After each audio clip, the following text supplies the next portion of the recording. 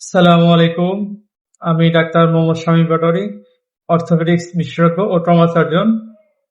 আজকে আপনাদের সাথে আমি শেয়ার করব আহ, গাউট বা গটিবাত, যেটাকে আমরা গটিবাত বলে থাকি। আমাদের রোগীরা যেটাকে গটিবাত বলে থাকে, সেই গটিবাত বা গাউট হলে কি কি পরামর্শ আপনারা মেনে চলবেন, কি কি উপদেশগুলো আপনারা মানতে মানতে হবে। ওষুধ তো খাবেনই, ওষুধের পাশাপাশি আমরা আপনারা হচ্ছে যে কি কি উপদেশগুলো মানবেন। উপদেশগুলো হচ্ছে বিশেষ করে খাবারের উপদেশ। খাবারের যে উপদেশগুলো আমরা দিয়ে থাকি, আমরা বলে থাকি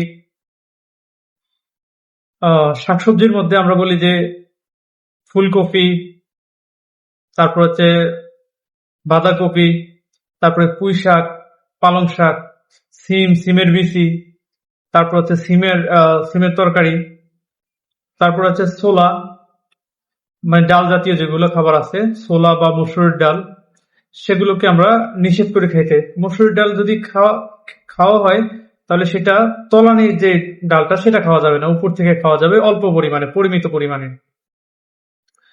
আর মাংসের মধ্যে আমরা বলি যে যেসব প্রাণীর চার পা আছে সেসব প্রাণীর মাংস খাওয়া যাবে না, যেমন গরু, ছাগল, ভেড়া, মহিষ, এগুলো খাওয়া যাবে না। সাথে হাঁসের মাংস, চিংড়ি মাছ, এগুলো খাওয়া নিষেধ করি আমরা। তাহলে আপনি খাবেন কি? মুরগির মাংস খাওয়া যেতে পারে, পরিমাণ মতো পরিমিত মুরগির মাংস খাওয়া যেতে পারে। আর মাছের মধ্যে হচ্ছে ছোট মাছ, তারপর সামুদ্রিক মাছ, মাছের ডিম, ইলিশ মাছ, চিংড়ি মাছ, এগুলো আমরা নিষেধ করি খেতে। আর গরুর হচ্ছে কলিজা, মগজ, মানে যে কোনো প্রাণীর কলিজা, মগজ, এগুলো আমরা নিষেধ করি খাওয়ার জন্য। ফলের মধ্যে হচ্ছে ফল ফ্রুটসের মধ্যে আমরা কি নিষেধ করি খেতে, সেটা হচ্ছে কলা, তারপর হচ্ছে আঙ্গুর, তারপর কিশমিশ, এই জাতীয় খাবার আমরা বলি যে না খেতে, অ্যাটলিস্ট 6 মাস না খাওয়ার জন্য। তারপরে দুধ জাতীয় খাবারের মধ্যে আমরা কি কি দুধ এবং দুধ জাতীয় যেসব খাবার আছে এগুলোকে আমরা নিষেধ করি না খেতে। এগুলো হচ্ছে খাবারের পরামর্শ।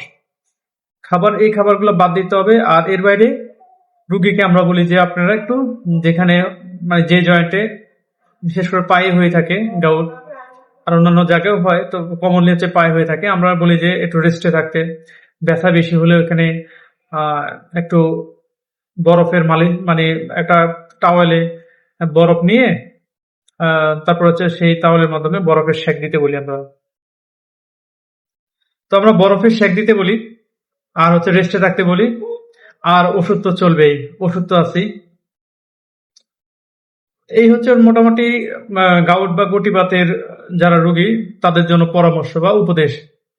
তো সবাই এই উপদেশগুলো মানবেন, ভালো থাকবেন। আর এই সমস্যা হইলে মানে আপনার যদি এরকম পায়ের মধ্যে ব্যথা হয়, ফুলে যায়, পায়ের আঙ্গুলের যে জয়েন্ট সেগুলো ফুলে যায়, হ্যাঁ, ব্যথা হয়, তাহলে অবশ্যই পার্শ্ববর্তী কোনো একজন অর্থোপেডিক্স বিশেষজ্ঞ ডাক্তার দেখাবেন। তো সবাই ভালো থাকবেন। আসসালামু আলাইকুম রহমতুল্লাহ বারাকাতুহু।